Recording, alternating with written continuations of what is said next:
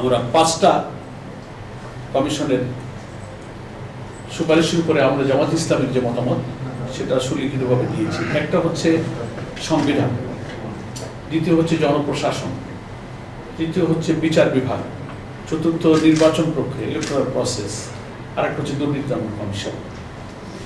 এই 5টার উপরে আমরা আমাদের দলের অর্থাৎ জামাত ইসলামের সুচিন্তিত মতামত আমরা দেওয়ার চেষ্টা করেছি।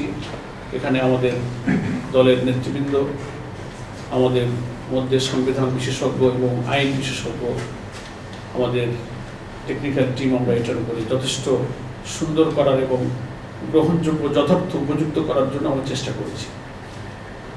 তো সেই 5 তারিখ থেকে ধরুন আজকে 20-15টা দিনের পিছনে আমরা সময় দিয়েছি আমাদের নেতৃবৃন্দ এবং আমাদের জামাত ইসলামের সম্মানিত আমির ডক্টর শফিকুর রহমানের সভাপতিত্বেই আমাদের যেটা অ্যাপেক্স বডি আছে দলের নির্বাহী পরিষদেই এই সুপারিশমালাগুলো কিন্তু বারবার পর্যালোচনা হয়েছে।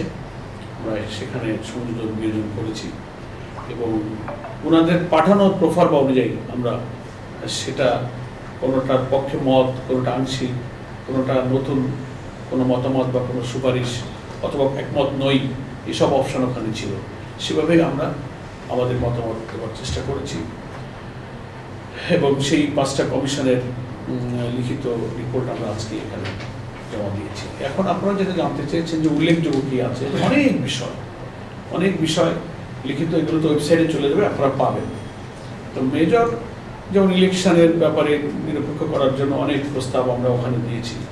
নির্বাচন কমিশনের যারা কর্মকর্তা কর্মচারী তারা অক্ষত নিরপেক্ষ, প্রিজাইডিং পলিংয়ের ক্ষেত্রে যেন তারা দায়িত্ব পালন করতে পারেন, এসব কথা আমরা আগেও বলেছি। পলিটিক্যালি যারা একটু নিরপেক্ষ থাকতে পারে না সেই সমস্ত লোকদের এড়াবার জন্য যতটা সম্ভব তাদের মধ্যে রাখা এবং নেক্সট সরকারি কর্মকর্তা যারা রাজনীতির সাথে যুক্ত হন না এর মধ্যেই এই সমস্ত কর্মকর্তাদের অ্যাপয়েন্টমেন্ট রাখার পরামর্শ আমাদের আছে।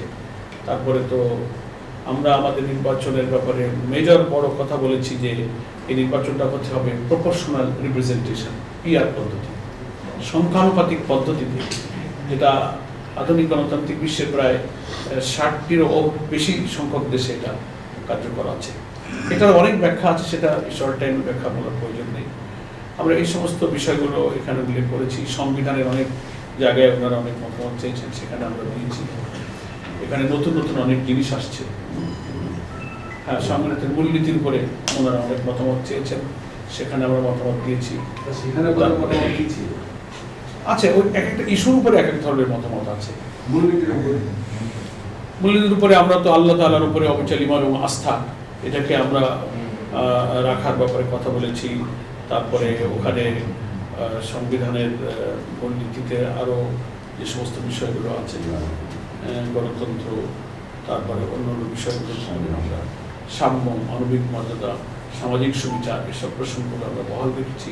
আর কিছু কিছু জায়গায় আমরা আমাদের পরামর্শ আমরা দিয়েছি এবং আমরা আগের থেকেই জামাত ইসলামের নির্বাচনের সময় নিয়ে যে অবস্থান আমাদের সম্মানিত আমির জামাতে বলে আসছেন, আমাদের সব নেতৃবৃন্দ আমরা একই অবস্থানে আছি। আমরা কিন্তু নির্বাচনের দিন, মাস, বছর, ঘন্টা কিন্তু কখনো আমরা বেঁধে দিইনি। আমাদের কাছে সময়ের চেয়ে মোর ইম্পর্ট্যান্ট হচ্ছে ইলেকশনটা নিরপেক্ষ হবে কিনা। ইলেকশনটা 14, 18, 24-এর মধ্যে ইলেকশন যদি আবার হয় তো সে 6 মাস, 2 বছর, 5 বছর দেরি করে তো কোনো লাভ নেই।